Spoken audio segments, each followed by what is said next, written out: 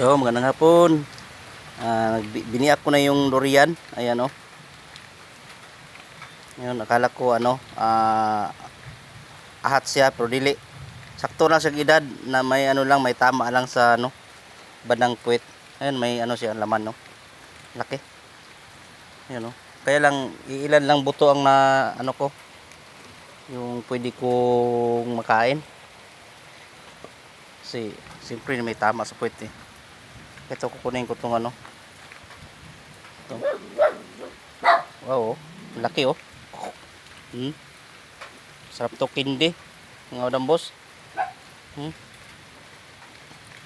Hmm. Tamis siya. Wow, laki oh. Grabe laman oh. Dalawang buto lang. Laking laman. Kasi bali tatlo lang ang pwede yata. Sira yung yung tatlong buto rin na na bulok. Yan oh.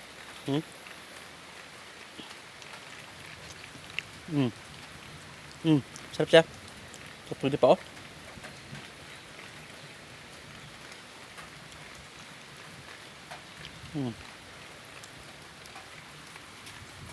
So dalawa lang talaga ang ko.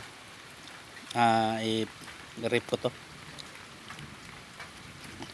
Kasi hindi ko maubos. Laki kasi ng buto niya. Hindi ko kayang ubusin yung yung dalawang buto. Kaya kasi hindi may rin tayo. High blood din tayo. Taas yung dugo natin. Ayan, maliit yung buto niya oh. Maliit. Laking laman. Pero totally lang, 6 lang lahat ng buto niya kasi malalaki kasi ito na Yandor. Ayan oh. Wow.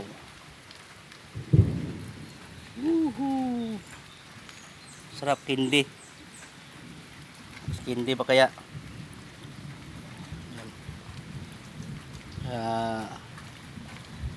Hindi talaga nasayang yung pagsisikap ko noon na magtanim kasi ito na, may napapala na ako sa pinaghirapan ko noon.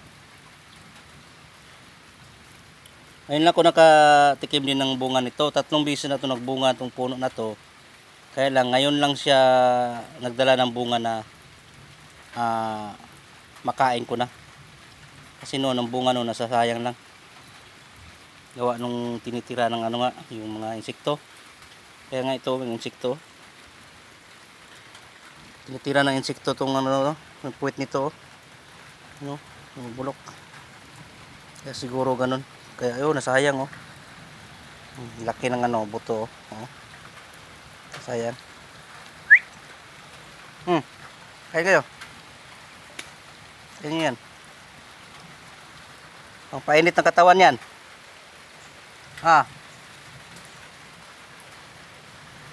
Okay, nandito lang yung video ko mga madam boss. Thank you for watching. Bye bye.